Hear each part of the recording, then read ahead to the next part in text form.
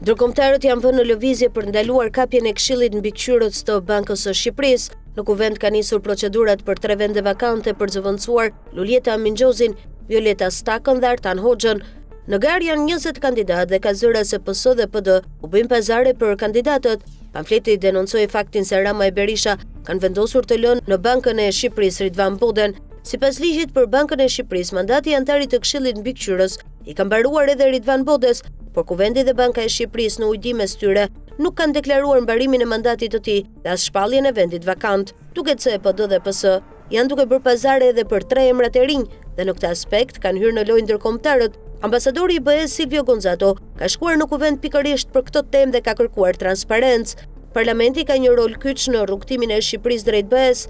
U takova me Milva Ekonomin, kryetare e Komisionit Parlamentar për Ekonominë, Punësimin dhe Financat, për të diskutuar se si komisioni mund të kontribuojë përmes miratimit të legjislacionit të lidhur me BE-n dhe monitorimin e zbatimit të tij. Diskutuam gjithashtu rëndësinë e një procesi përzgjedhjeje transparent dhe të bazuar në merit për pozicionet vakante në Këshillin Mbikëqyrës të Bankës së Shqipërisë, i cili është thelbësor për ruajtjen e pavarësisë së bankës dhe besimit të publikut, tha ambasadori Silvio Gonzato. Aktualisht janë 6 vakanca në Këshillin Mbikëqyrës të Bankës së Shqipërisë, por Kuvendi ka shpallur 3 vakanca, ndërsa 3 propozime për vakancat e tjera do të bëhen nga qeveria. Janë 20 kandidatë të vetë ofruar për 3 vendet e shpallura nga Kuvendi, mes tyre Artan Hoxha, rikandidim, Selami Xhepa, Violeta Staka, rikandidim, Pajtim Melani e të tjerë.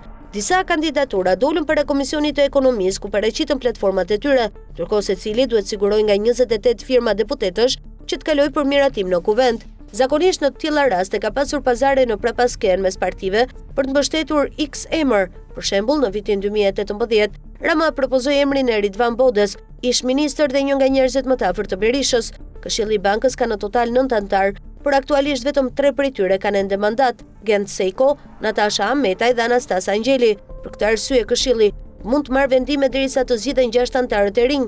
Antarët me mandat të mbaruar që janë emëruar në vitin 2018 janë Luljeta Minxhozi, antare dhe zëvendës guvernatore e parë, Suela Popa, Edlira Luçi, Ridvan Bode, Artan Hoxha dhe Violeta Staka. Të gjithë antarët e Këshillit Mbikëqyrës zgjidhen dhe emërohen nga Kuvendi i Republikës së Shqipërisë me një mandat 7 vjeçar me të drejtë rizgjedhjeje, ku 5 antar propozohen nga Kuvendi, 3 antar propozohen nga Këshilli i Ministrave dhe 1 nga Këshilli i Mbikëqyrës.